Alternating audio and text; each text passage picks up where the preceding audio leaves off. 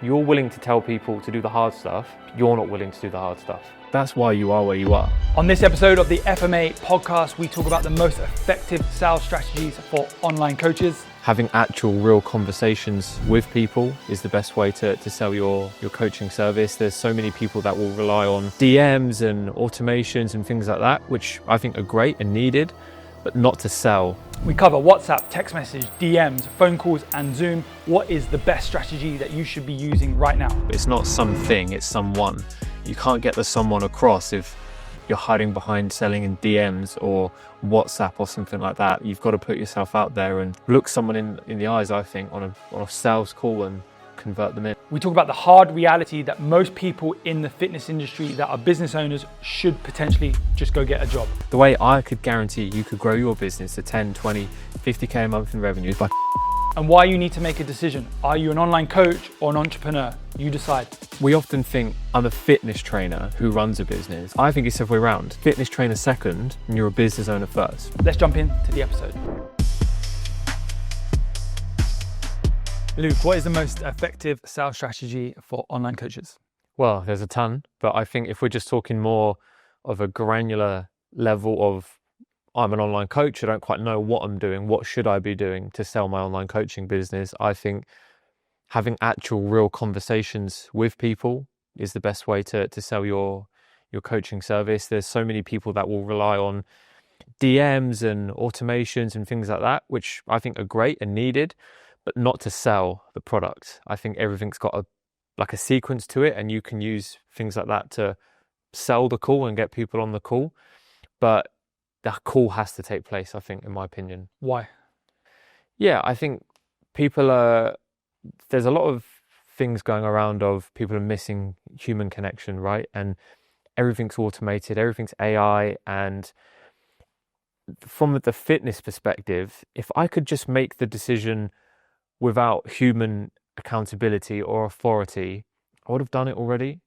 Do you know what I mean?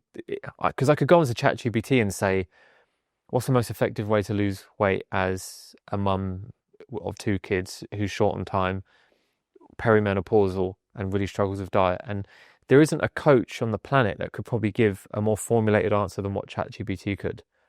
But that's not what coaching is. That's information. People don't need information. They need coaching. They need accountability. They need heart-to-heart connection as well. And you can't get that down in written form, in my opinion, and your conversion rate would be so low. Well, look at other industries like life coaching. You could do the same, right, with AI.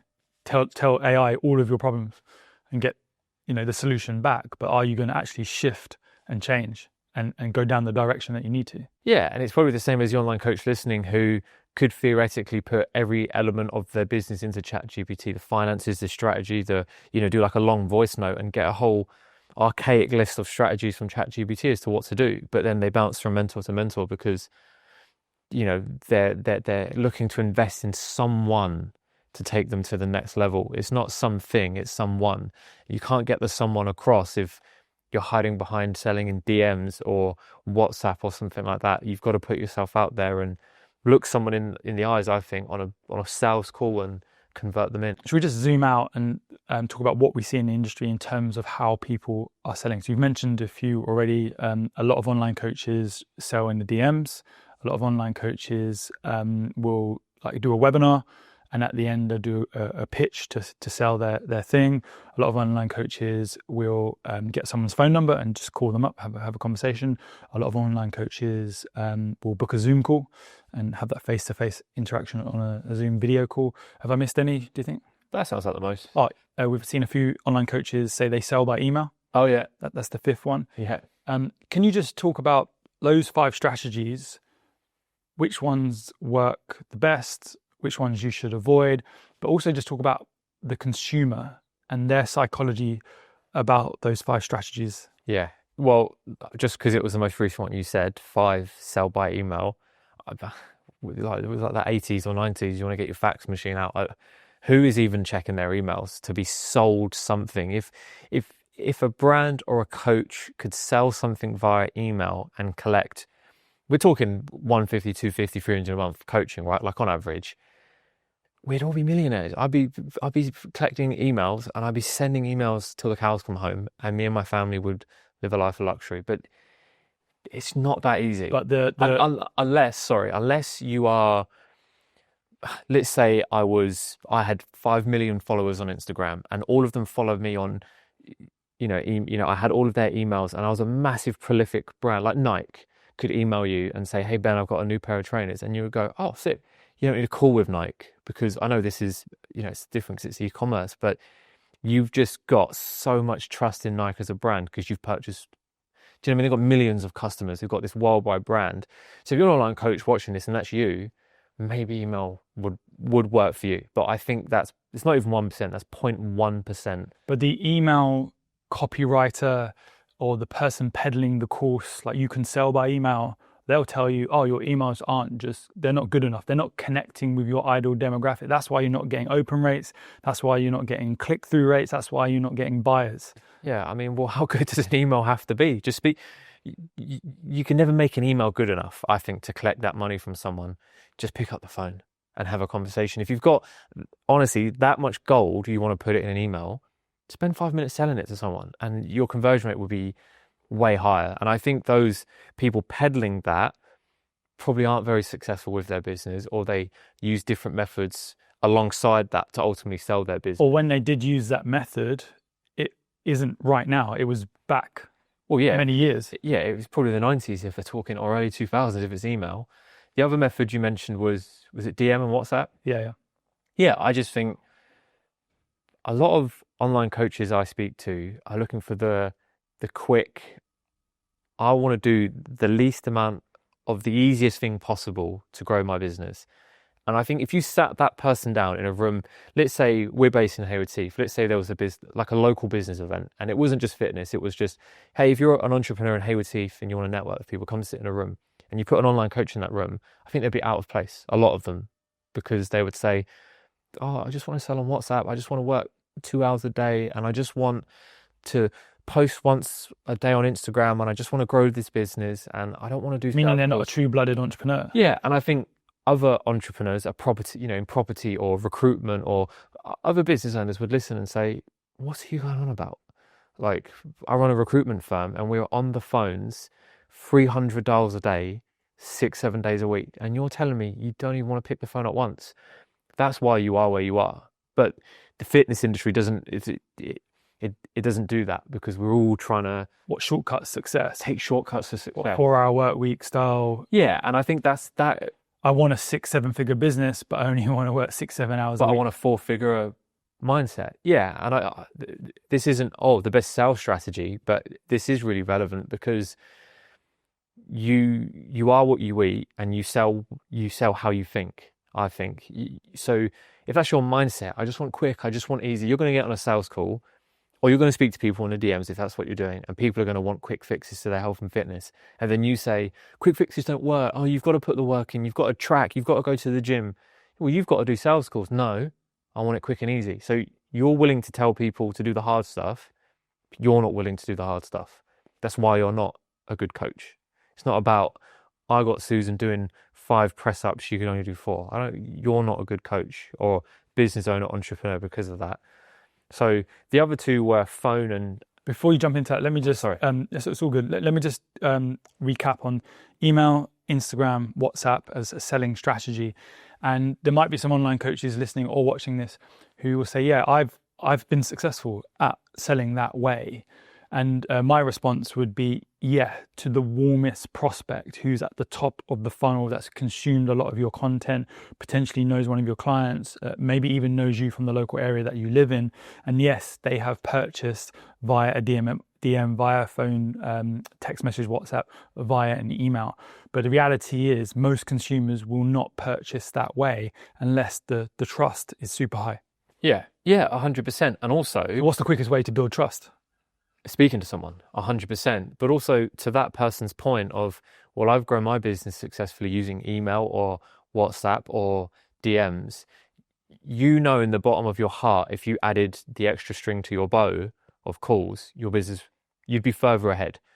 So funny you say that, because I see a number of people pushing the email thread of like, oh, you need to become an email copywriter. You need to send emails to your list daily. You can create a 6-figure online coaching business with just email marketing. And then you look at their landing page of their course and there is 0 testimonials. So they may have had success at doing it a long time ago, but I don't see any video testimonials from you in your marketing. I go to your landing page, there's no written testimonials. Oh, it's no like I built a 10K a month online coaching business and all I do is send three emails a week or 4 emails a week. Like, no one says that. Well, it just doesn't exist. And also, if so many people say, oh, online coaching or fitness, the fitness industry, it's the key word in personal training is personal. But what is personal about, let's say you were an online coach and you were selling on WhatsApp pretty well, and I just opted in, copied and pasted all of your WhatsApps you sent me and started using those myself. No one would be able to distinguish you or me because you're not using your voice, you're not using Ben, you're just writing or words. you got some templates from a business mentor. Yeah, some templates. No wonder, because then you end up speaking to Susan, who's really skeptical, and then she's, hang on a minute, I had those WhatsApps about a year ago when I inquired for a coach before. Jenny sent me those, and now Susie's sending me those. That's weird.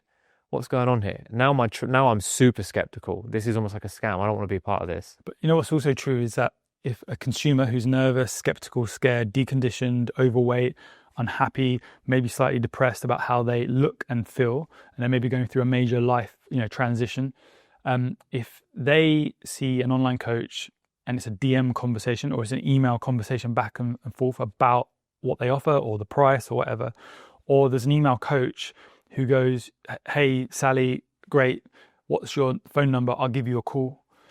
Sally is going to give that phone data to that online coach, and that online coach is going to call them and speak to Sally and hear all of her concerns, her worries, her fears, her frustrations.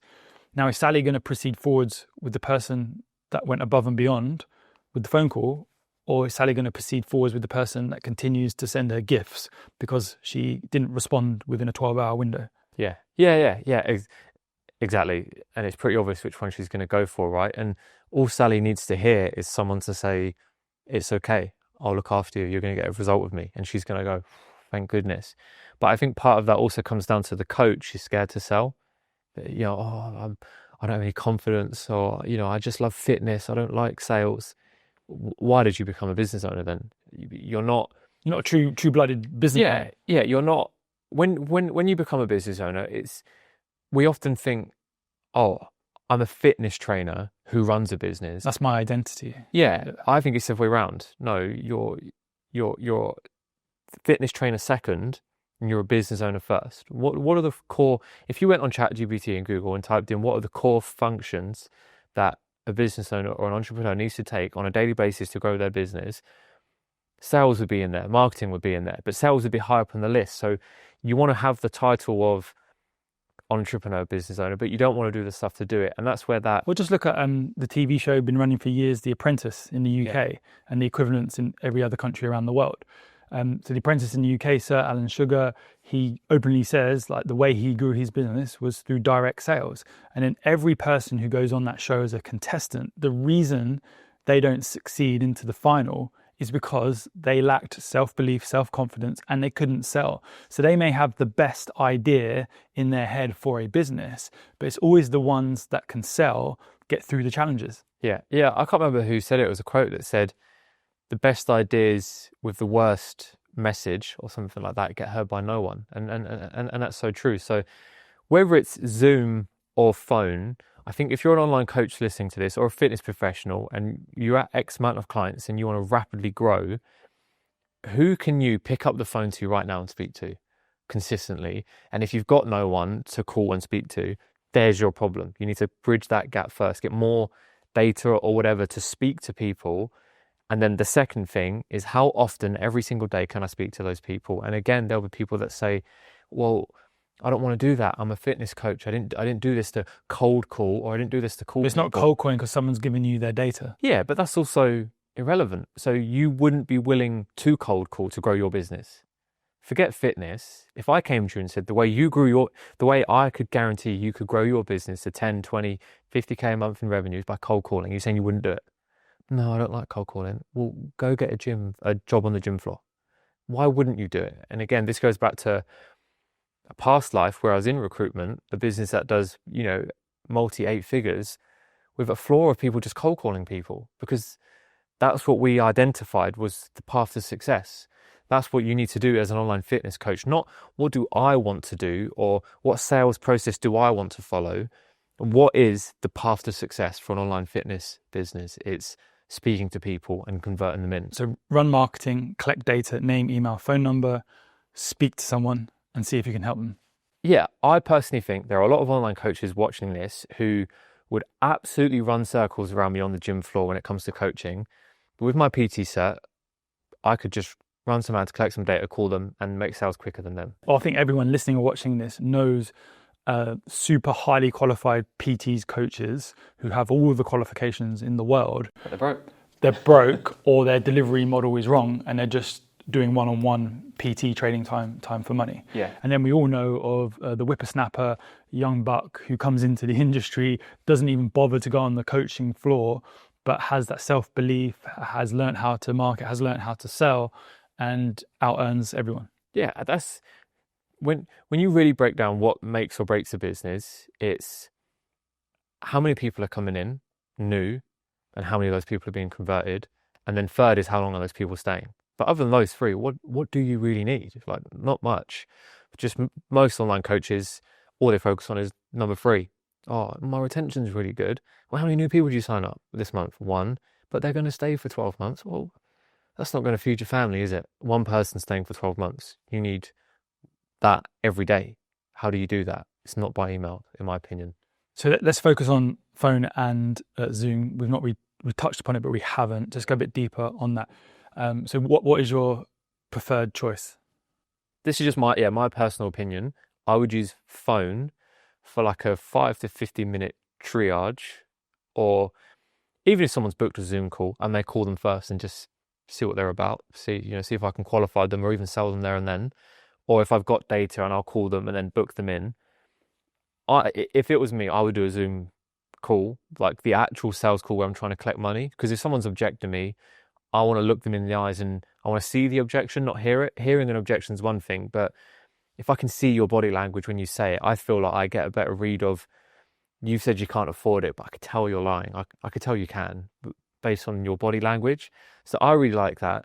But I know a lot of coaches that they don't even do Zoom. They just use phone for a 30, 45 minute sales call and they'll close someone in. So I think it's probably percentiles of difference. Maybe your conversion rate would be up a few percent if you did Zoom, but your show rate might be lower because there's a much bigger commitment for someone to come onto Zoom, especially women. I think guys, I would rock up in a t-shirt and I wouldn't need to do my hair, right? But a lady, she may have to focus on a lot. She might be, and men as well, it might be lacking in so much self-confidence. Yeah. The fact of going on a Zoom call is like, they would hate to see themselves in the reflection of the camera, right? Is the truth. So So like, I think what we're trying to get across here is don't be like, my sales strategy is this and this is all I do. You have to be diverse. 100%. You got to, the easiest thing would be do 30 days of booking Zoom calls, do 30 days of booking phone calls, see which one provides the best data. And which one you prefer, which one gets the best conversions. Yeah, exactly. And the data will show that, and then do that. Again, that's that business owner or entrepreneur mindset of, forget my opinion for a second. What's the data showing me? If I want to grow my business as fast and effectively as possible, I can't just say, I do Zoom, Zoom's the best. But how do you know? Have you tested it? No. Well, you don't know then. Try phone calls for 30 days. Oh, my conversion rate went up. My calls were 10 minutes shorter. So I've actually saved time and increased you may find something you didn't realize. So I know phone or Zoom will always be the front runner for selling anything, not just fitness, for selling anything, but especially online coaching. Which one of those you use, I think it's personal preference, it's based on data. But as long as you end up with a 20, 30, 40 minute conversation with someone to convert them in, that's where you'll grow your business the fastest. And we know a couple of online coaches that in a past life have very big profiles outside of online coaching. And they've moved into online coaching, and their online coaching businesses have exploded because of their profile and the history that they have with their audience that knows them, likes them, and trusts them. And the way that they've launched their online coaching business is without any sales calls, because there's so much demand for them as a personality. And there's probably some people listening to this who are similar. They've got a really great online coaching business. They've built that and they've not had to do sales calls. So my question to you is, what would the outcome be if someone has that prolific profile from a sporting background or whatever it is, they've launched an online coaching business, it's doing really, really well, that they don't even have a sales division inside of their business? What would the outcome be if they added that additional layer of a sales team inside of their business? Yeah, it'd be way better. They'd make more sales. And help more people. And help way more people. That's the ultimately thing we're probably missing here, right? Is you would help more people by speaking to more people. But I think alongside that is, let's take like electric cars, right? Which is, one of the biggest growing industries for car manufacturers. Let's say some guy in Hayward Heath called Tom, who knows a bit about electric cars. He's built a few in his garage. He came out and said, I'm making a course on how, Ben, you could build an electric car. Would you buy it? No. Why? You don't know who he is. Who the hell's Tom? And what's his garage about? Elon Musk comes out and says the same thing and says, hey, I'm one of the brains behind Tesla. And you're never going to speak to me, but I'm going to put a course together that says, hey, this is how you build the perfect electric car. Would you buy it? Yes. Yeah, because it's Elon Musk. So that sporting person has probably got years dedicated, not into fitness, but into their sporting background, for example. And their audience. To go and win a gold medal or to win a championship or to do this. And it's like, yeah, you probably could sell the thing because you are the thing. But no offense to anyone watching, but you, me, and our viewers, they're not the Elon Musk of their industry that can do that. I don't, maybe one person is, and they've gone and got an Olympic gold medal, or they've gone to They've got some accolades in sport or bodybuilding. Yeah. And if Wayne Rooney or Ronaldo released a course and they said, I want to be an online coach and I want to help. Not Wayne Rooney, maybe, but Ronaldo. Yeah. Ronaldo, best English striker ever. Came out and said, I'm going to create a course on online coaching business for football players. Don't do sales calls. I thought you were going to say fitness. That's why I said. Oh, no. But if Ronaldo came out and said, hey, I've got this new app. It's a new fitness program. It's £9 a month, €9 and I'm going to a month. sell it by DM. Yeah. You would make an absolute killing. Yeah. Don't listen to anything I've just said. Are you Ronaldo? No. You're a level 3 qualified PT that maybe you've had a corporate career and you've come into fitness, or it's just what you've done. Or maybe you had a weight loss transformation yourself.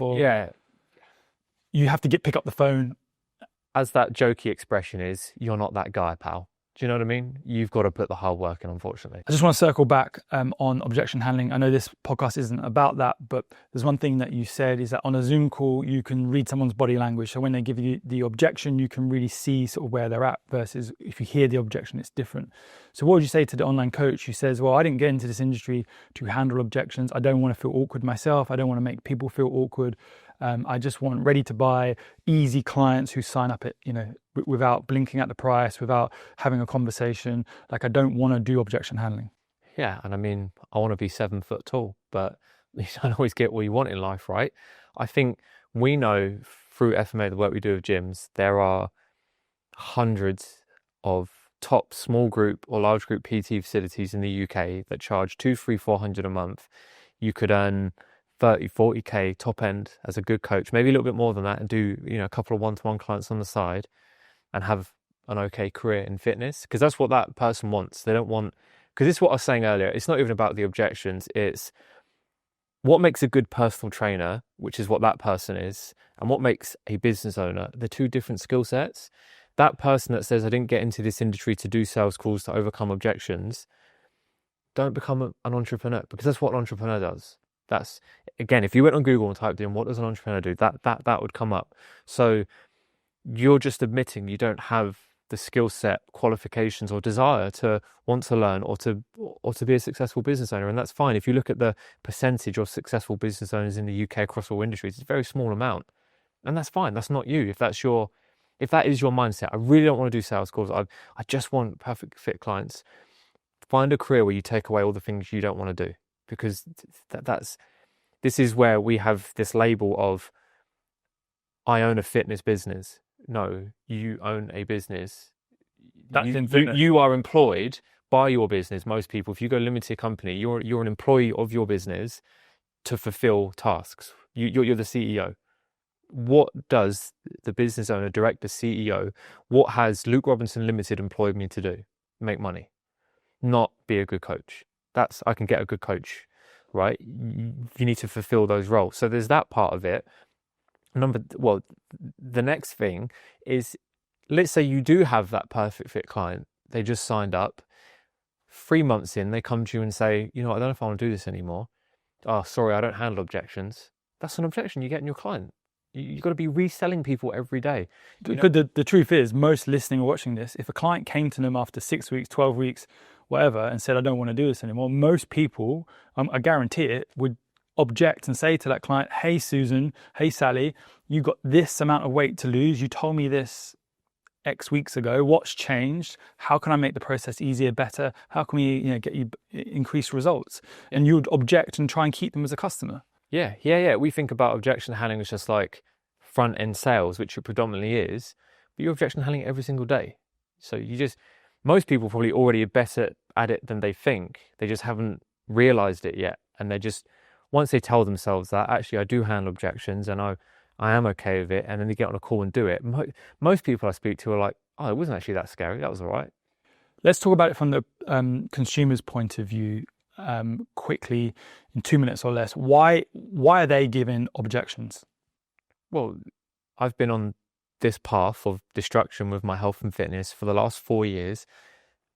This isn't a new thing. I wake up every day, look in the mirror and say, you need to change. Every time I have a snack, I tell myself, like, for God's sake, why did I do that? Tomorrow, I promise I'll stop. And then I give up on myself. So I do believe in manifestation, and if you're constantly telling yourself you're going to work on yourself and the next day you don't, you really lower yourself, your confidence, your belief, your ability to do something. And then I'm on a sales call and someone who's barely got any confidence themselves is telling me, right, now you've got to do something. I just go to my instant security zone, which is no, I can't do it, because I tried yesterday and I ate the Mars bar.